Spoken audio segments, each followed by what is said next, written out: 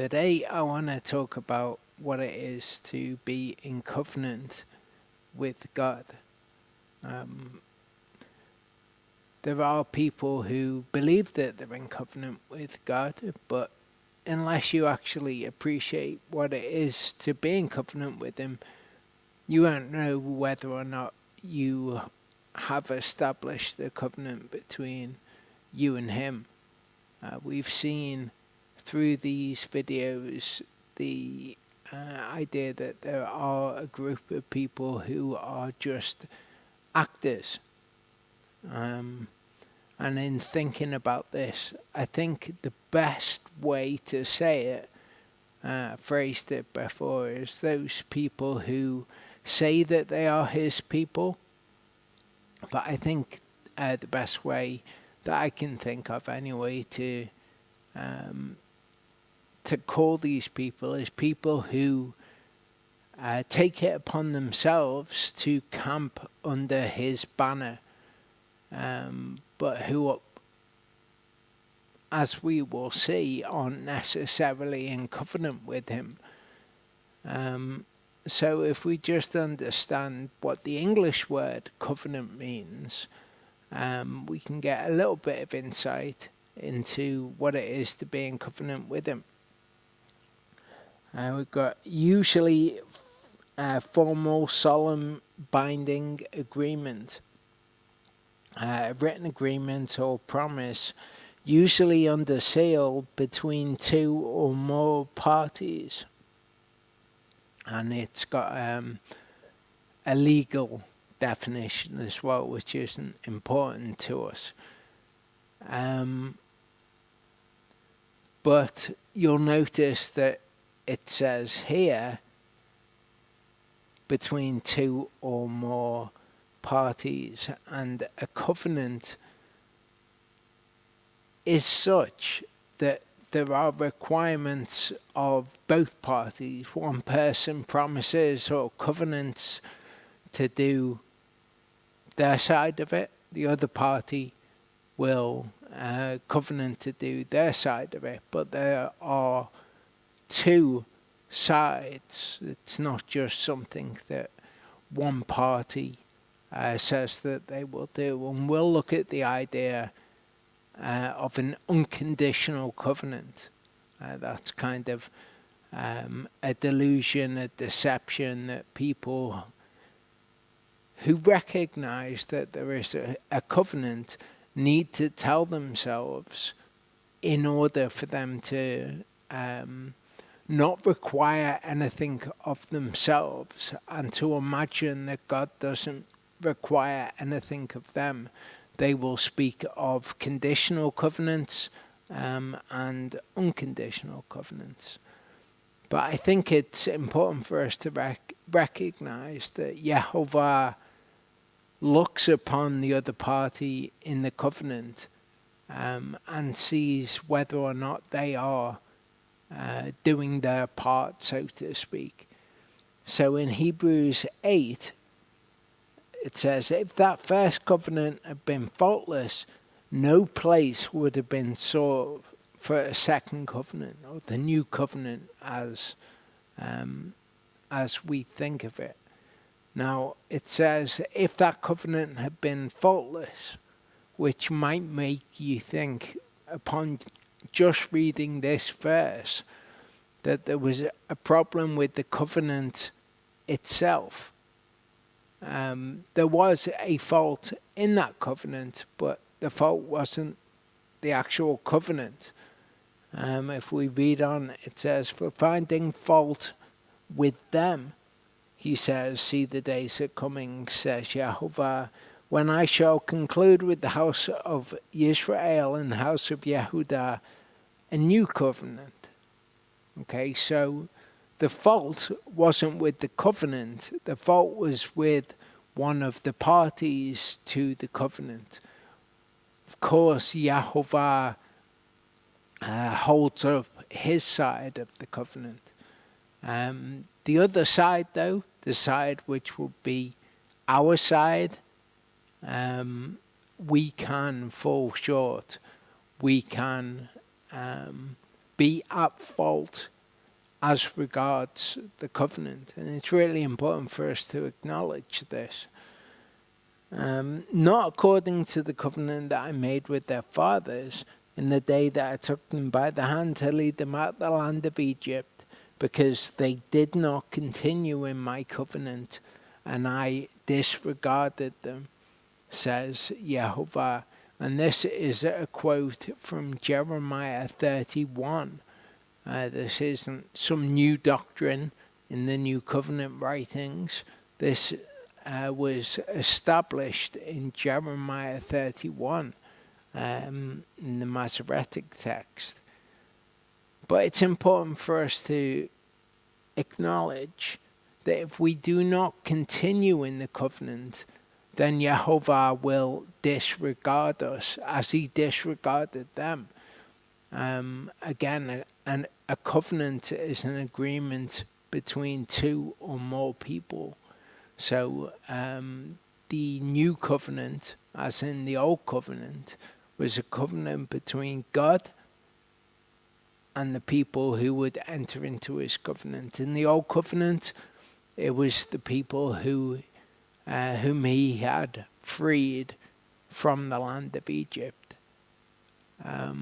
They said, we will do what Yehovah has said. And the has said is written in the perfect tense. So it's translated into English as something that he has said. But will say is another translation that can be used. And I would suggest would be more accurate when we're translating from English, from Hebrew rather, into English. We have to go with the tenses that we have. So has said is the past tense to us. Will say is the future tense to us in English, but in Hebrew it's written in the perfect tense. And we don't have a perfect tense in English. So whenever we try to render that verse, we're going to have to choose one of our tenses to put it in. But essentially, the Old Covenant was an agreement by them to do what Yehovah would reveal to them. That's why we see Moshe go up on the mountain immediately after they enter into the new covenant. And Yehovah says, okay, now I'm going to tell you the things which they will be covenanting to do. But it was an agreement that what Yehovah would say, they would do. In the new covenant, as we will see, it is that the law, the Torah, which would subsequently be revealed in the old covenant, would be written in our inward parts, in our heart, which Deuteronomy 30 reveals, means that we would do it. Deuteronomy 30 verse 14 reveals that having it in one's heart means that one would do it. Of course, I mean, you can't say that his law is in your heart, but you don't do it. It just doesn't make any sense.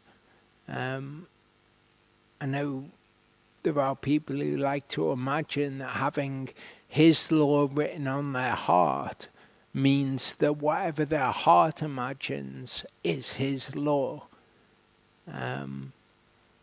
which is so absurd that I'm not really going to spend much time on it. His law is an objective thing, though. To have it within one's heart means to do what his law says. Because this is the covenant that I shall make with the house of Israel after those days, says Yehovah, giving my laws in their mind, and I shall write them on their hearts, and I shall be their Elohim, and they shall be my people. Which, again, all of this is a quote from Jeremiah.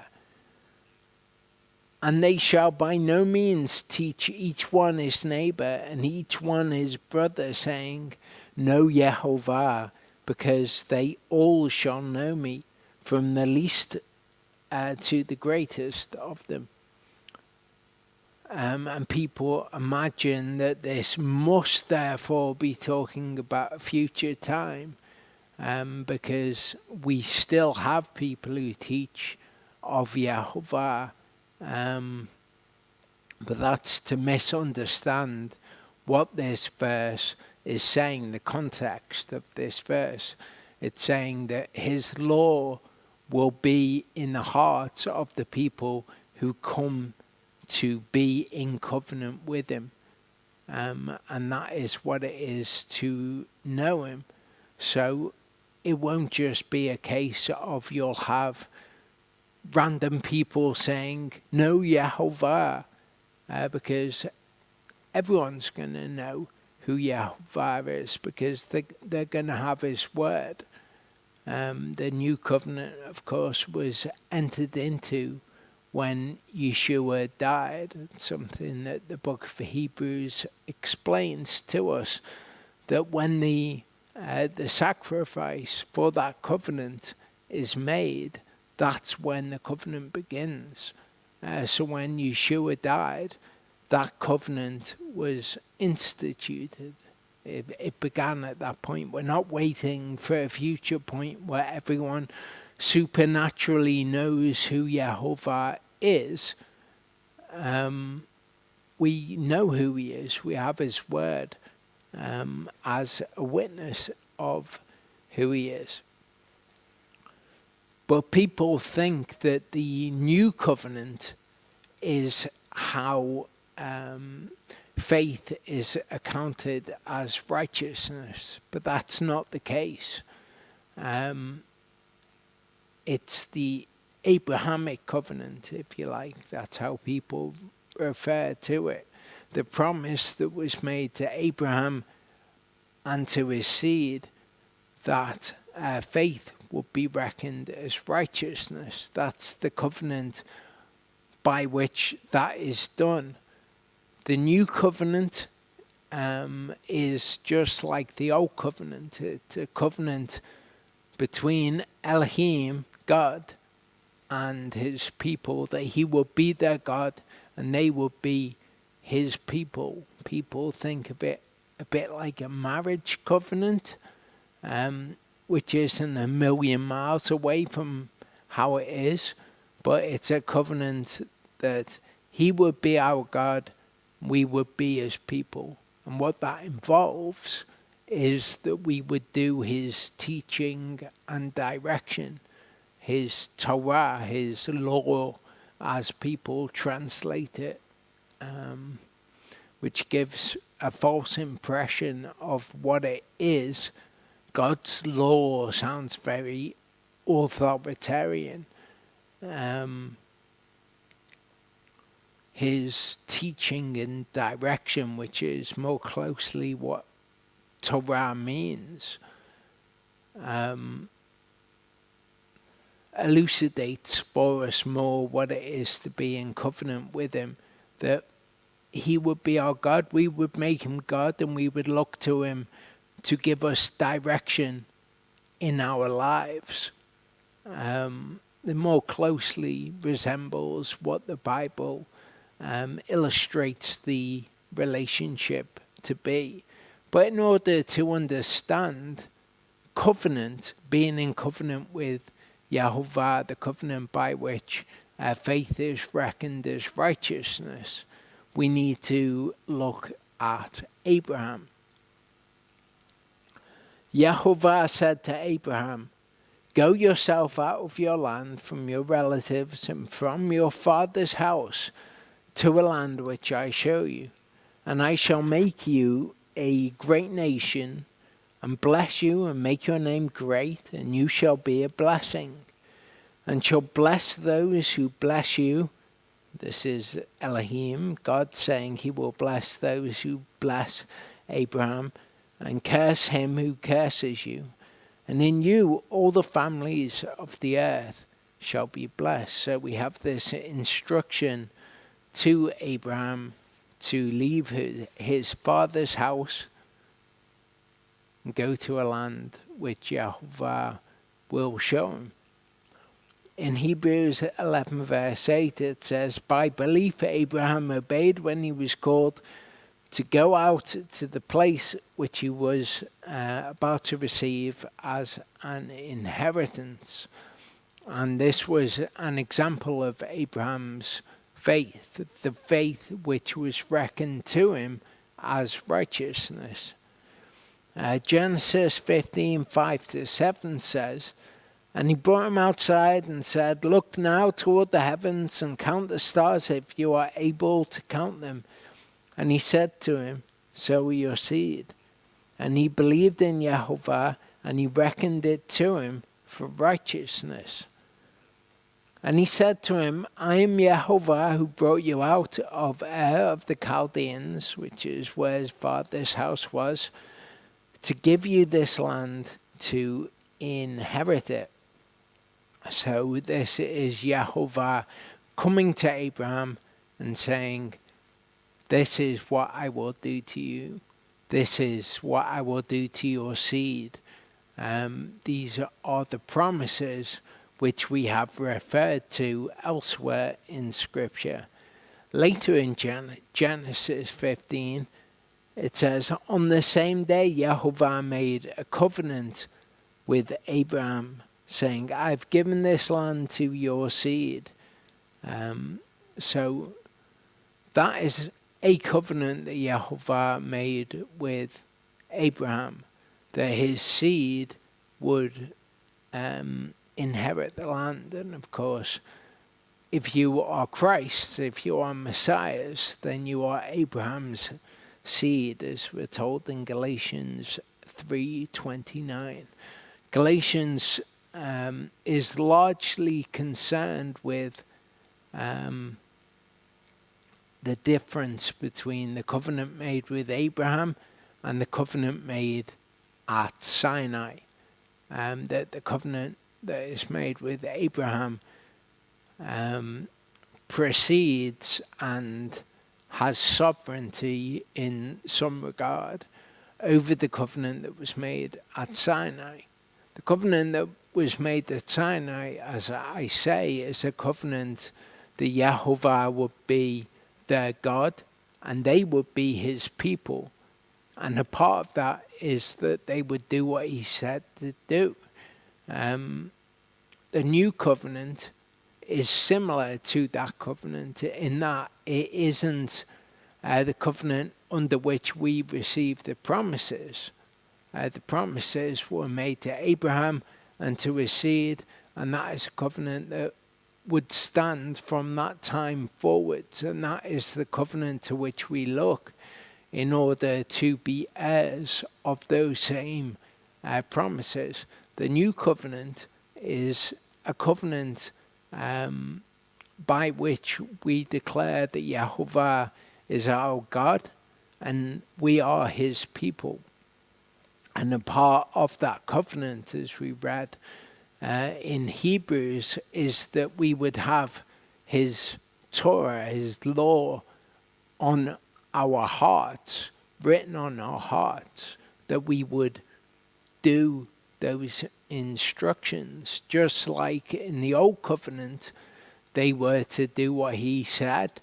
In the new covenant, we are to do what he says to do as well. We're to follow his instructions, but that's not the means by which we are declared righteous before Jehovah. Paul covers this in the book of Galatians. Galatians 3 says, brothers, as a man, I say, it's a covenant, even though it is a man's, yet if it is confirmed, no one sets it aside or adds to it. But the promises were spoken to Abraham and to his seed. He does not say, and to seeds, as of many, but as of one, and to your seed, who is Messiah. The word seed, or zerach in Hebrew, can refer to a singular. It can also refer to a plural, just as in English, your seed can be your plural descendants, or it can be a specific seed who is Messiah. Now this I say, Torah that came 430 years later does not annul a covenant previously confirmed by Elohim in Messiah, so as to do away with the promise. So very simply what that is saying is the promise was made to Abraham, and that's a promise that cannot be undone. The Torah doesn't undo the promise. It's not like new conditions to the promise. What the Torah is what is pleasing to God and what is displeasing to God. So as people of faith, we would want to do what is pleasing, and we would not want to do what is displeasing. But it doesn't annul the covenant that was made with Abraham. If you break the Torah, it doesn't mean that those promises still can't be given to you. For if the inheritance is by Torah, it is no longer by promise, but Elohim gave it to Abraham through promise. So notice this isn't new covenant versus old covenant. This is old covenant versus older covenant, the covenant made with Abraham. Now, as I mentioned earlier, a delusion, a lie that people like to indulge, is that the covenant made with Abraham was unconditional. It was just God promising something to Abraham, and nothing was required of Abraham. And people say the new covenant is the same, which, as I've mentioned, is a misunderstanding of what the new covenant is. But what they mean is it was unconditional when it was given to Abraham, and so it is unconditional to us that faith would be reckoned as righteousness. So here's something that I took just as an example of this belief. This was the first thing that came up. An unconditional covenant is an agreement between two or more parties that involves no stipulations of any kind for fulfillment of the agreement. Here are two examples of unconditional covenants. A father and mother promise unconditionally to pay for college in full for their child. The child's grades and general behavior cannot affect the keeping of the promise. Even if the child is a poor student, disrespectful, or involved with drugs, the parents must follow through on their commitment. Okay, that's an entirely fictional example, that no such thing exists in reality. A person bequeaths property to another person in a will or testament with no conditions needing to be fulfilled by the recipient to receive the property. And I would make a point on each of those. A will is not a covenant.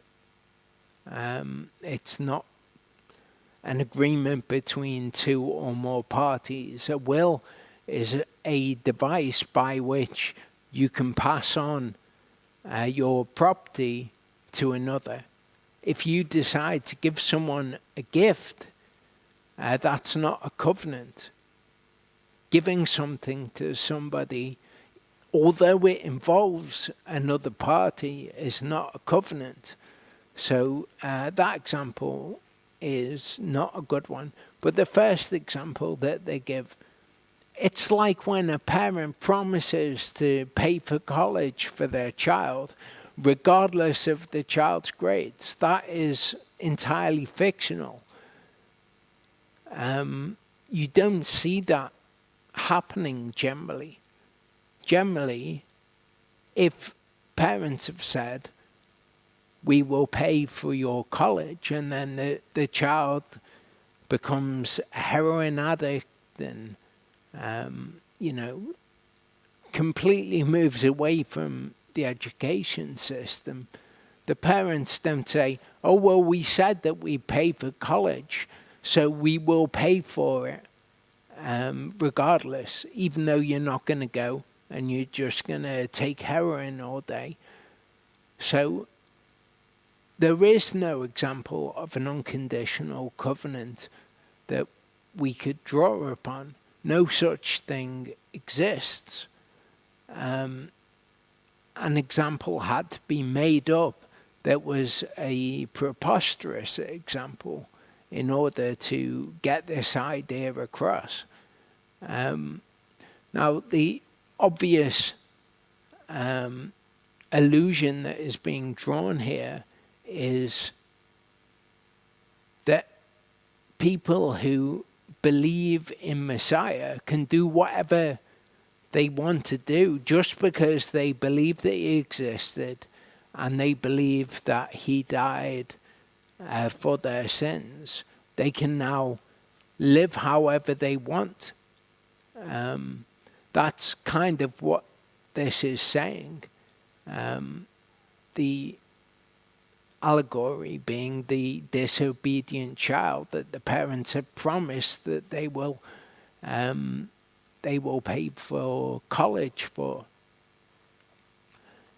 Yehovah is not a mug. He is not foolish. What a man sows, that also they shall reap. If they sow to their flesh, they will from the flesh reap corruption, which is death. If they sow to the Spirit, then they will reap joy and peace from the Spirit. Yehovah is not mocked.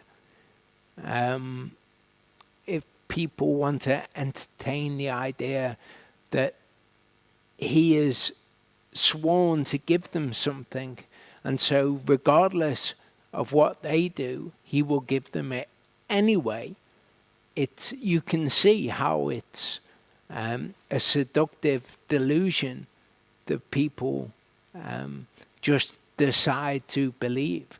This idea of an unconditional covenant is entirely an invention of man. Just kind of the invention of a doctrine to say Yehovah therefore has to give this because this is an unconditional covenant, this thing that we have invented. And because it's an unconditional covenant, now Yehovah is bound by his own covenant. It's really unpleasant in many ways. It's kind of like we've developed this contrivance, and by this contrivance we force Yehovah to act in the way that we want him to. Very ugly, but this is the basis of a lot of Christian doctrine.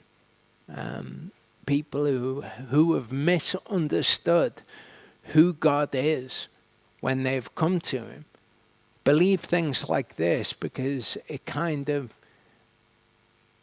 allows room for them to behave in the way that they want to behave, even though they know that that is not in line with how Yehovah is. But none of this is is scriptural. Continues and says, an unconditional covenant is also known as a covenant of grace or a grant. Again, just something that they've made up. In unconditional covenants, agreement by both parties is not necessary. Very convenient to believe if you want to disregard his words. One party makes an oath to another person and keeps it, regardless of the opinions/wants of the other party. The Abrahamic covenant is an example of an unconditional covenant. There was nothing Abraham could do to break the covenant God made with him. And of course, this is false. The promises that YHVH made were based on a foreknowledge of what Abraham would do. And it's the same with us. God knows those people who will submit to him and follow his word. They are referred to as the elect or the chosen. And they're not just arbitrarily chosen from among men. They're the people, according to his foreknowledge of them, that YHVH has chosen and said, these people, the ones who do my word. And the same was true with Abraham. And we're told that explicitly in the scriptures. In Genesis 18, it says, and YHVH said, shall I hide from Abraham what I am doing? Since Abraham is certainly going to become a great and mighty nation, and all the nations of the earth shall be blessed in him. For I have known him, so that he commands his children and his household after him to cherish the way of YHVH, to shamar it, to keep it, to do righteousness and justice, so that YHVH brings to Abraham what he has spoken to him. So we're told that YHVH knows what will happen with Abraham. We're told that this is why he's going to reveal to Abraham what he's going to do in Sodom and Gomorrah. So Abraham's election, his choosing, was based on YHVH's foreknowledge. The promises that YHVH made to Abraham were based on the fact that he knew what Abraham was going to do. He knew the future. He knew the end from the beginning. We're told explicitly in Scripture why YHVH chose Abraham. He tells Isaac why he chose his father when he makes the covenant also to Isaac. And YHVH appeared to him, to Isaac, and said, do not go down to Mitzrayim, live in the land which I command you. Sojourn in this land, and I shall be with you and bless you, for I give all these lands to you and your seed, and I shall establish the oath which I swore to Abraham your father. And I shall increase your seed like the stars of the heavens, and I shall give all these lands to your seed, and in your seed all the nations of the earth shall be blessed.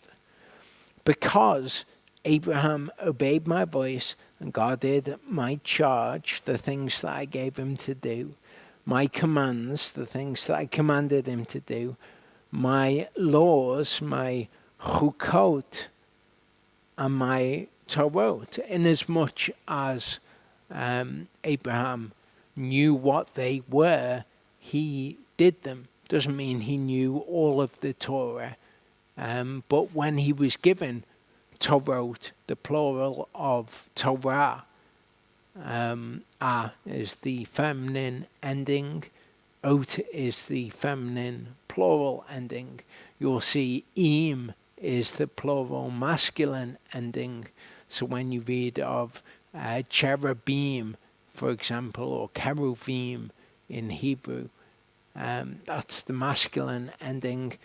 Torot, the plural of Torah. So if Torah is teaching and direction, teaching and instruction, then Torot is my teachings and instructions. Again, saying God's law really doesn't address properly what God's Torah is. So because he obeyed my voice, that's why he was chosen. That's why he was elected. And we saw that Yehovah has foreknowledge of how Abraham will live from that point out. In Hebrews 11 verse 8, we see, by belief, Abraham obeyed. And we've seen recently how faith or belief is seen in one's following of what the word says. If you've got faith in what the word says, then you do what it says because you believe in it. If you don't do what it says, that means you don't believe it. It's pretty simple. But Abraham obeyed by faith, and that faith was reckoned to him as righteousness. In Galatians 3:6-9, Paul says, even so, Abraham did believe Elohim, and it was reckoned unto him as righteousness. Know then that those who are of faith or belief are sons of Abraham. And the scripture, having foreseen that Elohim would declare right the nations by faith or belief, announced the good news to Abraham beforehand, saying, all nations shall be blessed in you. So that those who are of faith or belief are blessed with Abraham the believer. So that covenant that was made with Abraham applies to all who are of faith or belief. But faith or belief can kind of be the idea of being saved by faith or belief can be subverted if you think that faith or belief are something that they are not. If you think it's just believing that God exists or that he sent his son to die for our sins, if you think that it's just mentally assenting to that, then you can be misled as to whether or not you have been saved by that faith. It all comes down to what actually is faith or belief. And we see in the scriptures that faith or belief is seen in one's obedience, one believing what Yehovah has said and then acting according to what he has said. All of the Israelites, for example, believed that Yehovah existed when he freed them from Egypt, and yet we are told that they died in the wilderness because of their unbelief. That shows us that belief is not how some people imagine it to be. Proverbs 19 verse 16 says, he who cherishes the command, keeps the command, shamas it, keeps his life. He who lightly esteems bazaz, his ways, dies. So they are the two reactions to his word. You either keep his word, that word being shema, which is to treasure it, to cherish it, to guard it in some contexts, or you lightly esteem it and it really doesn't have an effect on your life. It might change it in some ways, but ultimately you are the one who determines your own course in your life. And you might consider what his word says, but you lightly esteem it. You don't place such great importance on it because you cherish it so as to do it. And this is what we see in the division between those people who are just acting and those people who truly believe. Proverbs 28 verse 9 says, "He who turns his ear from hearing the Torah, even his prayer is an abomination." So if you know that the Torah declares something that you do to be wrong, or says that you should do something that you don't do, and you turn your ear from that and say, no, I'm just going to do this, your prayer is an abomination according to the Bible, which is pretty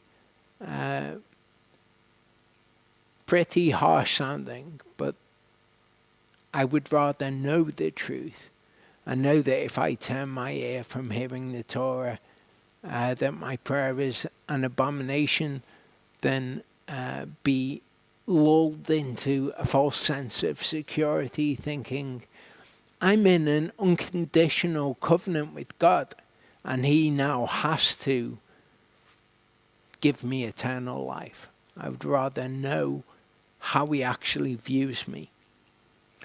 Romans 2:12-13 says, "For as many as sinned without Torah shall also perish without Torah, and as many as sinned in the Torah shall be judged by the Torah."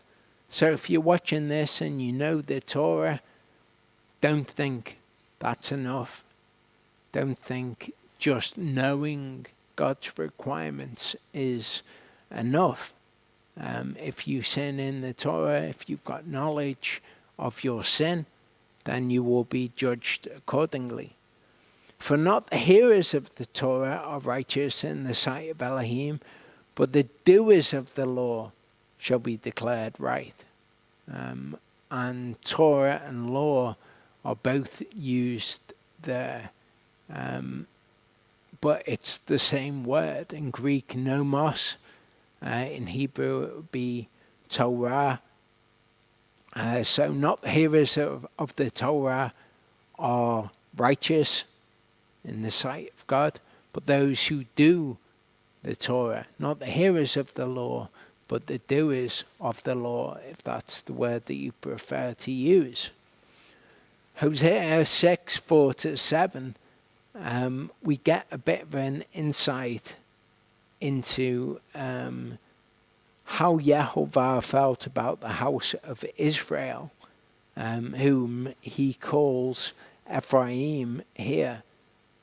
"Ephraim, what would I do with you? Yehudah, what would I do with you? For your trustworthiness is like a morning cloud, and like the early dew, it goes away." People who are all on fire for God one moment, and then testing comes along or something is required of them, and suddenly their trustworthiness is nowhere to be found.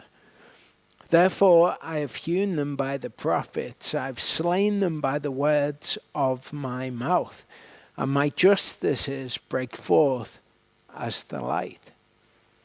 Much like when Paul says that the law is an administration of death to those people who have hearts of stone, who refuse to do the Torah. They know what it is, but they refuse to do it. To them, the word is death. All it can ever do is declare them wrong before Elohim. So he says, look, I've slain them by the words of my mouth. I've declared them to be wrong by the things that I say. For I delight in kindness and not sacrifice, and in the knowledge of Elohim, the knowledge of God, more than burnt offerings. But like Adam, they transgressed the covenant. There they acted treacherously against me. And Adam could be referring to the man Adam. It's also the term that's used of mankind generally. We are all Adam. So it could be like men, they transgress the covenant, or specifically the man Adam. So Yahovah is saying they didn't know me. They thought by bringing their sacrifices to me, that's what I wanted. But they didn't seek to know me, that I prefer kindness and the knowledge of God, the knowledge of who I actually am and what I'm actually about, over bringing sacrifices to me. We see Yeshua making reference to this verse when his disciples eat grain on the Sabbath day.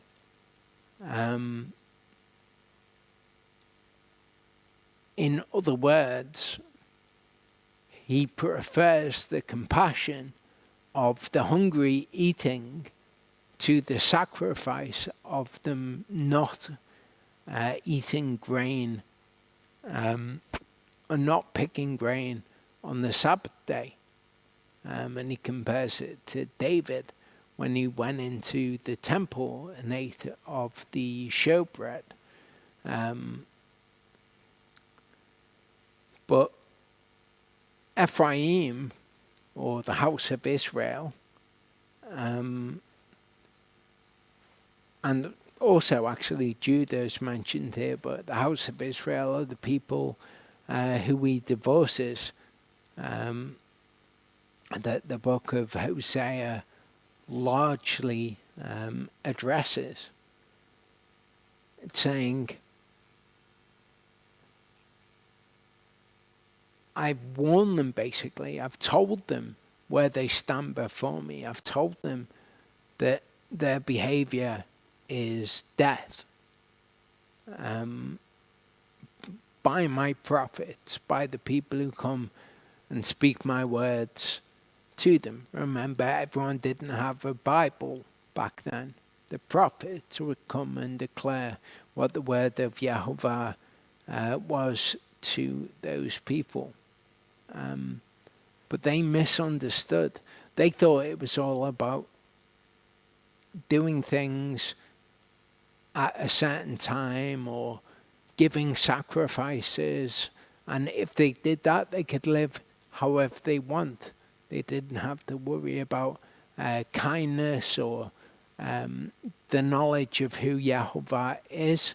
They were more concerned with religious ceremony, which of course is a warning to us that we should appreciate who Yahovah is and what he's about, and not be trying to do things like, oh, well, I keep the Sabbath and I do this and I do that, therefore I'm okay with Yahovah. We should seek to understand who he actually is in implementing his word. His word isn't about giving certain things to him at certain times. His word is about a holistic appreciation of who he is. And it calls those people out. It says they were caught up in giving sacrifice rather than understanding me, but they transgressed the covenant. And that's how people were back then. That's how people are today. It's the hypocrites again. They were the persona I'll put on religious face, and I'll talk about the Bible. I'll make that my outward appearance, but I don't clean the inside of the cup. And those people transgress the covenant.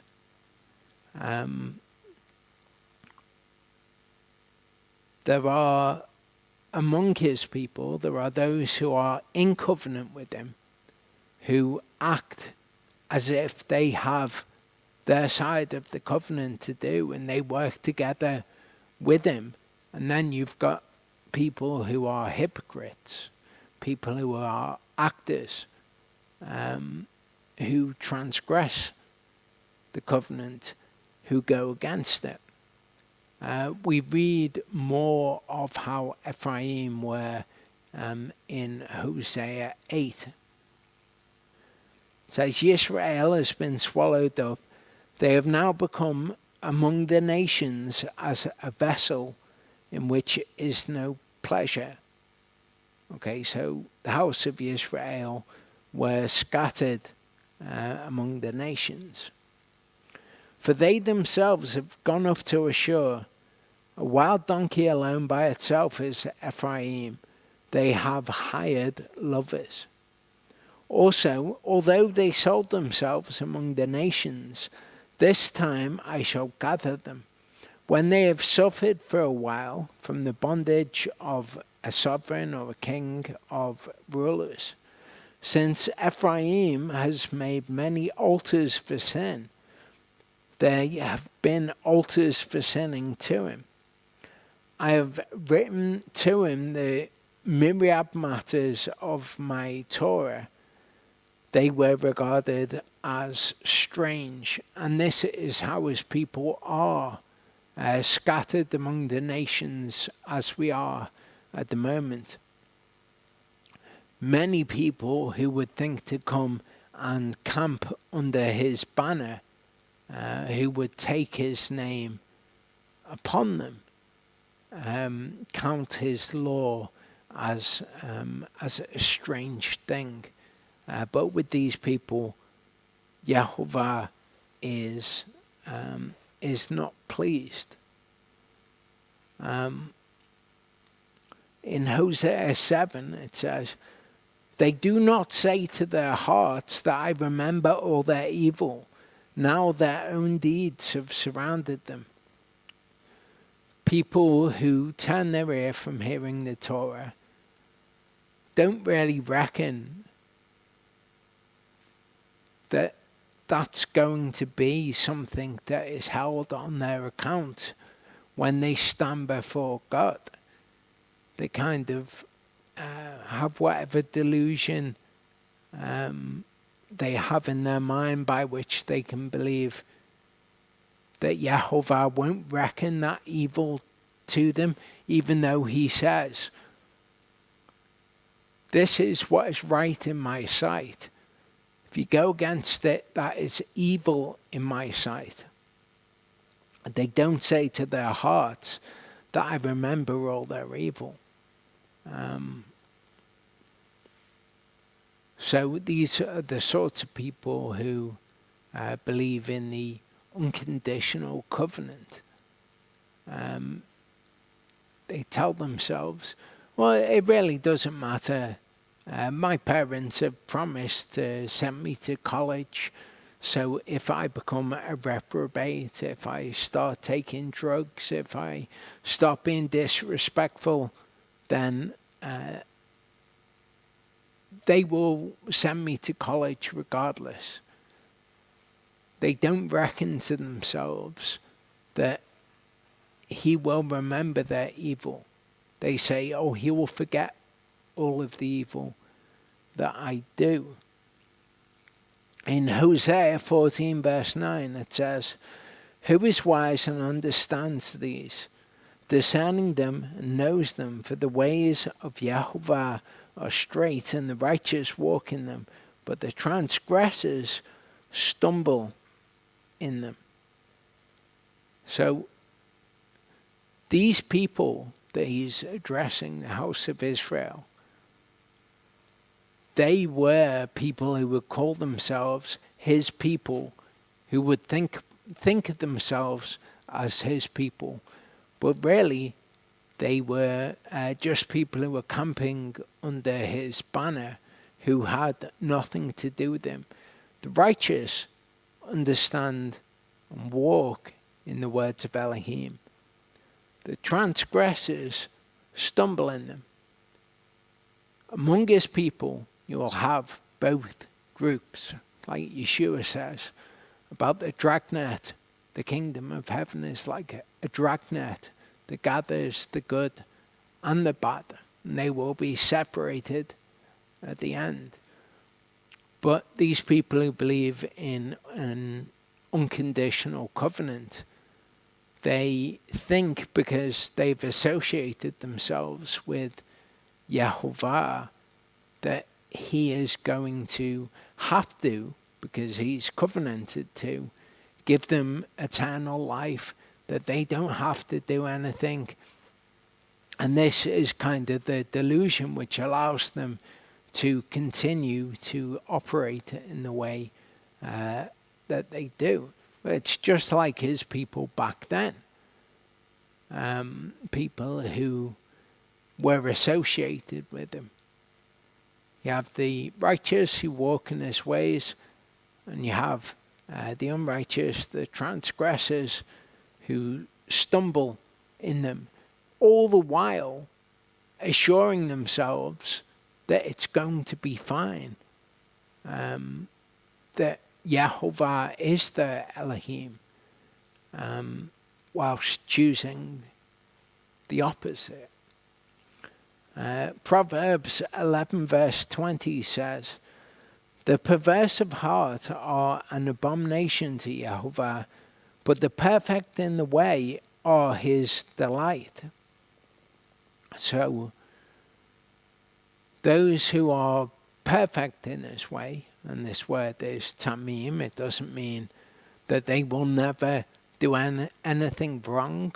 It just means that they walk in his way. They might fall down from time to time, but they pursue him. They want to cherish his word. They want to implement his word.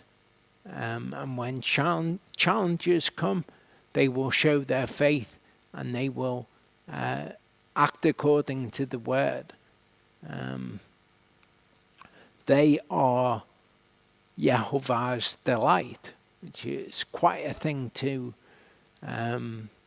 consider, that God would be delighted with something, that not just something, that he could be delighted with you if you cherish his way, if you have faith in his way.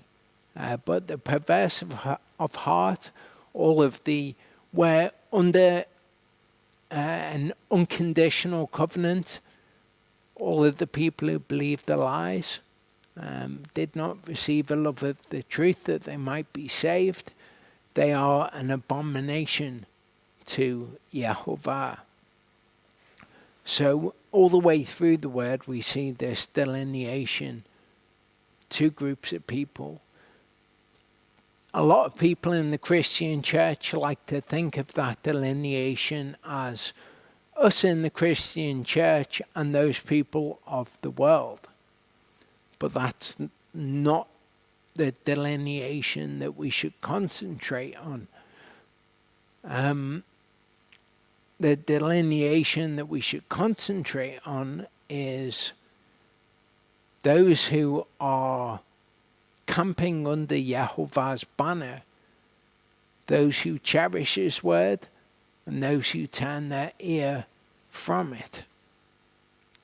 And let God judge those who are in the world. But why do you call me Master, Master, and do not do what I say? I'm in covenant with God. He is my Master. He is my Lord.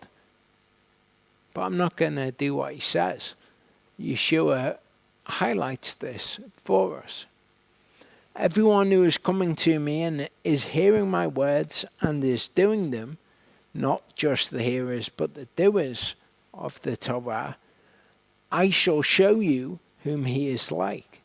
He is like a man building a house who dug deep and laid a foundation on the rock.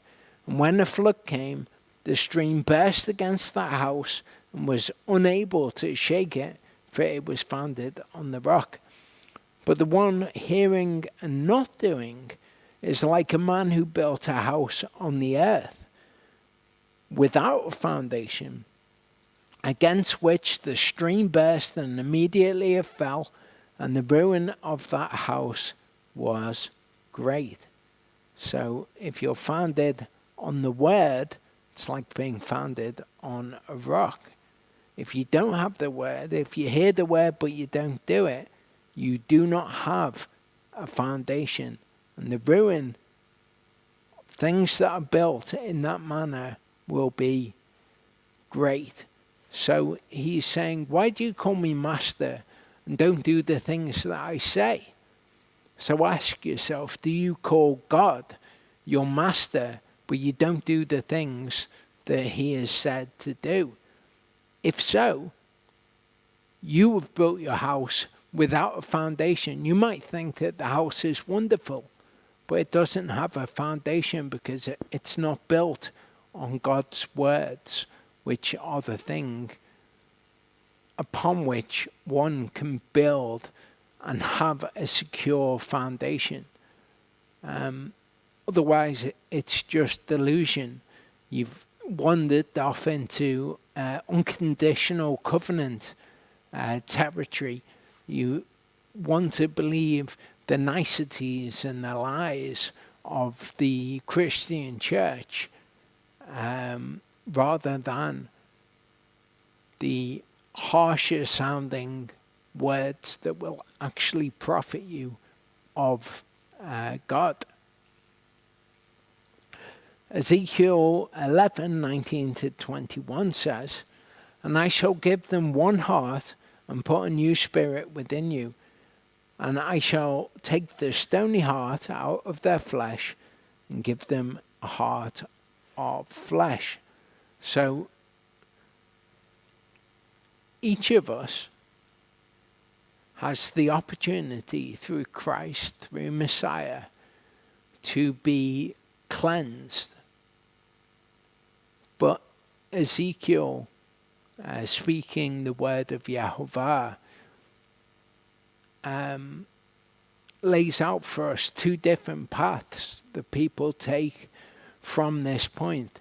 Okay, Yehovah gives you a clean slate to start again from. What do you do with that clean slate? So that they walk in my laws and guard my right rulings, or cherish my right rulings or my justices, and shall do them, and they shall be my people, and I shall be their Elohim. But to those whose hearts walk after the heart of their disgusting matters and their abominations, I shall recompense their deeds on their own heads, declares the Master Yehovah.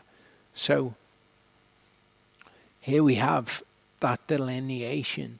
We have the good and the bad that are gathered in the dragnet that is the kingdom of heaven. Two responses. He has given us a new heart. He's given us a heart of flesh upon which the Torah can be written by the Spirit. That was the purpose in him doing it, so that they walk in my laws and cherish my justices and shall do them. That's why he did it. But there are those whose hearts go after the things that they cherish within themselves, those who follow the flesh. So there are people who come to be cleansed, but then who choose evil rather than the good that is outlined for us in the Torah. Jeremiah 5:3-9 says, O Yehovah, Are your eyes not on truth? You have smitten them, but they are not grieved. You have consumed them, but they have refused to receive instruction. They have made their faces harder than rock. They refuse to turn back. Then I said, these are only the poor. They have been foolish, for they have not known the way of Yehovah, the justice of their Elohim. Let me go to the great men and speak to them, for they have known the way of Yehovah and the justice of their Elohim. But these have altogether broken the yoke and torn off the bonds. So I think sometimes we can think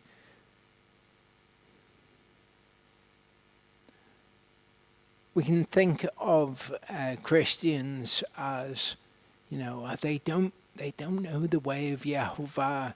If they knew it, then they would do it. I'll go to those people who know the Torah. Surely they will do the Torah. And it's missing how things actually work. Among both groups of people, you have the faithful and you have those who would transgress, the transgressors. It's not about whether or not they know the word, because people can be faithful in what they have, and if they've got more, they cannot be faithful in all of the knowledge of Yehovah. They could know exactly who he is, exactly what he requires, and there would still be these people who have broken the yoke and torn off their bonds. And I think people are surprised often that people who know the Torah end up being like this. They are not obedient. So it's really not about whether or not you know the Torah, how much of the Torah you know, how much you know about how Yehovah wants you to be. The issue is faith. It doesn't matter who you are. It doesn't matter what you know, your station, are you a Torah keeper, are you a Christian. What matters is whether or not you believe the word, whether you cherish the word enough for it to impact your life, enough for you to conform yourself to the image of the Messiah. And I shouldn't say Torah keeper or Christian. What I mean by that, because I'm a Christian. When I say Christian, what I'm referring to specifically is those who follow the man-made religion of Christianity. Christianity is not the Bible. So it doesn't really matter how much of the Bible you know, whether you know the ways of Yehovah or whether you have been kind of subverted into the man-made religion of Christianity. What matters is whether or not you have faith, whether or not the word is highly esteemed by you, whether or not the word has weight in your life, whether the word is going to direct you or you're going to direct yourself, contrary to the word. Therefore, a lion from the forest shall smite them, a wolf of the deserts ravage them. A leopard is watching over their cities. Whoever comes out of them is torn in pieces. For their transgressions have been many, their backslidings have been numerous. Why should I pardon you for this? Your children have forsaken me and sworn by those that are not gods. When I had filled them up, they then committed adultery, and they thronged to the house of a whore. in Yehovah's eyes, of course, the man-made religion of Christianity would fall into this category. They were like well-fed horses, everyone neighed after his neighbor's wife. Would I not punish them for this, declares Yehovah, and would I not revenge myself on such a nation as this? And that's the question. Would Yehovah stand by? Would he be mocked by the disobedience of a people who claim that he must do what they want him to do, that they have an unconditional covenant, which was never promised as such or explained as such to them? Luke 12 tells us about the level of knowledge that we have, how we are held to account according to that level of knowledge. Verse 47 says, and that servant who knew his master's desire or his master's will, and did not prepare, nor did according to his desire or will, shall be beaten with many stripes. But he who did not know, yet did what deserved flogging, shall be beaten with few. And everyone to whom much is given, from him much shall be demanded. And to whom much has been entrusted, from him much more shall be asked. So if we think back to what we just read in Jeremiah, the poor who do not know the way of Yehovah, maybe you can think of them as people who camp under the banner of Yehovah in the Christian church, but they don't really know his ways. If they didn't know and they did what was wrong, their punishment shall be light. Those who do know, though, and if you're watching this video, I presume that you know about the teaching and instruction that is found in his Torah, or that is his Torah. If you know and you don't prepare yourself according to it, then your punishment is going to be severe. Because you know more is asked of you. But as I say, among both groups of people, you're going to find the faithful and the faithless. Isaiah 65, 2-3 says, I have held out my hands all day long to a stubborn people who walk in a way that is not good after their own thoughts. And this is what people do when they choose to go astray from his word. They know what it says, but they choose their own way. They go after their own thoughts. The people who provoke me continually to my face. What a thing to be said of you, that you provoke Yehovah continually to his face. But that's how he sees people who do not receive his instruction. They're a continual provocation to him, because they know what he says, they know what the right thing to do is, and yet they choose to do it another way. We'll come back to the word covenant. Okay, covenant is something between two parties, two or more parties. The idea of an unconditional covenant in the context of the Abrahamic covenant is a nonsense. Yehovah made those promises to Abraham based on his foreknowledge of how Abraham would act. He wasn't just covenanting it to him and then saying, I will do this regardless of how you act. He knew how he was going to act. Now, a point that Ashley raised, which is a really good point, is the covenant that Yehovah made with Noah and with Noah's seed was Yehovah making a promise. They wouldn't destroy the earth. And it didn't require Noah to do anything. It's just Yehovah saying, basically, I promise that I will do this. I covenant that I will do this. Yehovah also has a covenant with day and night.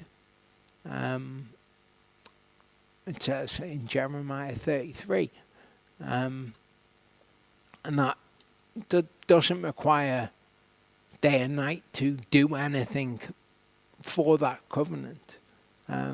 But they will act in the way that they've been instituted to act by Yehovah, again, kind of according to his foreknowledge. When Yehovah promises not to destroy the earth, it's according to his foreknowledge. He knows that he will destroy everything by fire. So there are promises of Yehovah that don't require anything in return. But we should understand when Yehovah makes a covenant who he is, that he knows the end from the beginning.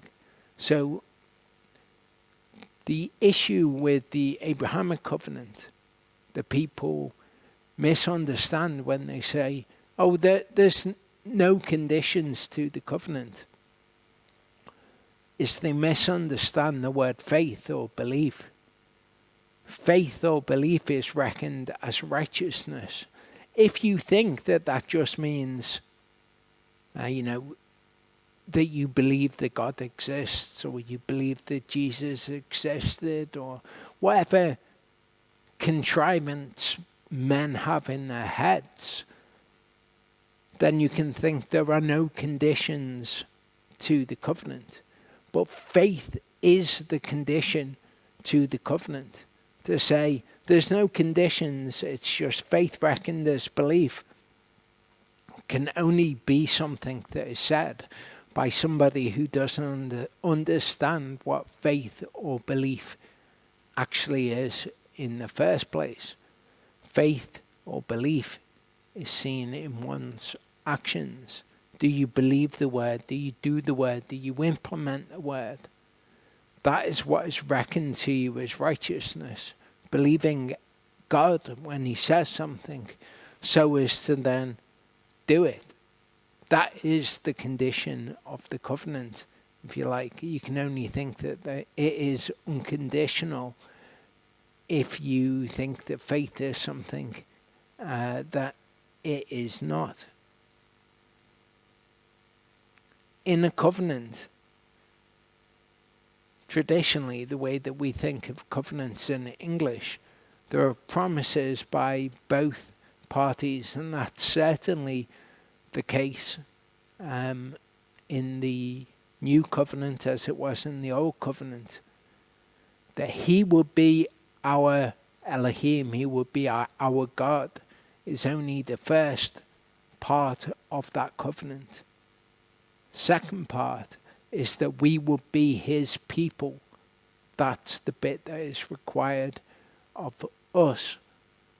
So if you are one who cherishes his words, who does them, who has faith in his word, then you are a party to that covenant. If not, you are not a party to the covenant. All that you've done is come and camped under his banner. You've taken his name upon yourself, but you're not actually in covenant with him. And Yehovah addresses those people in his word in Psalm 50. But to the wrong, Elohim said, What right have you to recite my laws or take my covenant in your mouth, while you hated instruction and cast my words behind you? So there are people who will take his covenant on their lips, say that they are in covenant with him, represent themselves as being in covenant with Yehovah, And then they will come out with wicked lies like, oh, it's an unconditional covenant. Just because I think that Jesus existed and died for the sins of Adam, the sins of man, Yehovah is going to give me eternal life. It doesn't matter how I act. To those people, Yehovah says, what right do you have to take my covenant in your mouth or on your lips? In Psalm 119, 57 to 60, we see the opposite.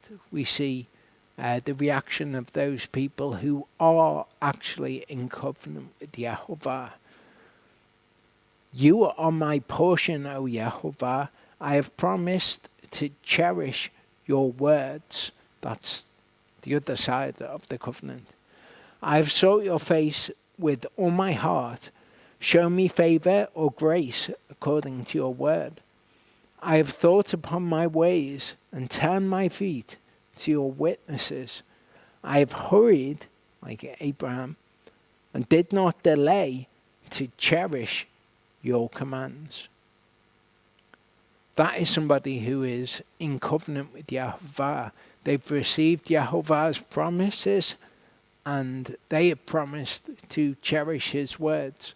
For the other people, they can think all they want that they're in covenant with Yehovah, but they've misunderstood.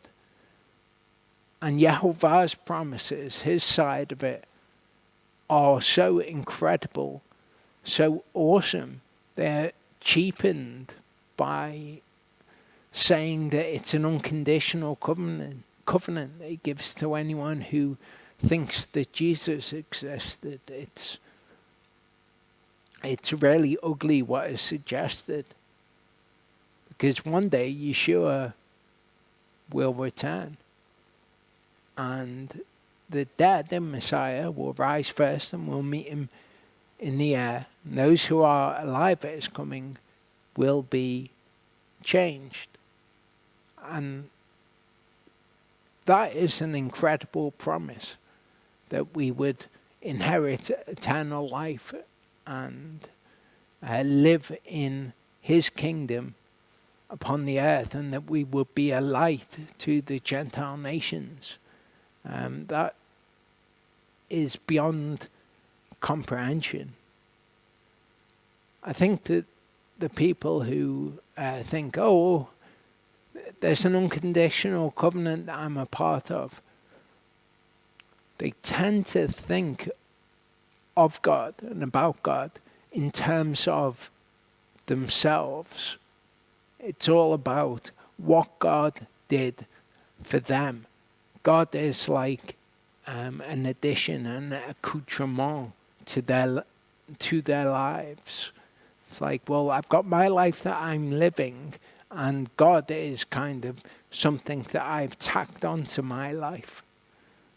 They're not people who believe his words. They think that they're true, but they don't believe them in such a way as to implement them fully into their lives. When their will is contrary to God's will, it's their will which wins out. And that is what the Bible describes as unbelief.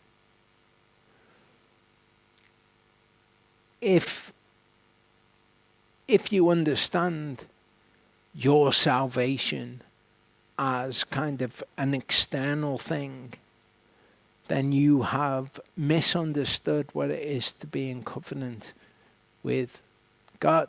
God who created everything has shared what is right, what is the right way to conduct oneself in the world.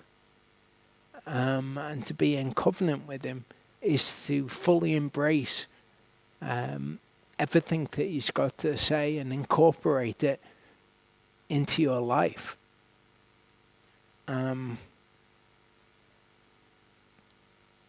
If you've not understood salvation as something that he has done for the sake of his name, and it's all about you, it's your salvation, then maybe you need to reorientate your understanding. This is not all about you, it's all about Yehovah, and you get to be a part of that. You get to be in covenant with him and walk out the way that he wants people to walk in the world and to represent him. You get to be a part of that. It's not something external that is happening to you. You're not the focus. Yehovah is the focus. That's what it is to be in covenant with Yehovah. I'll see you next week, Yah willing.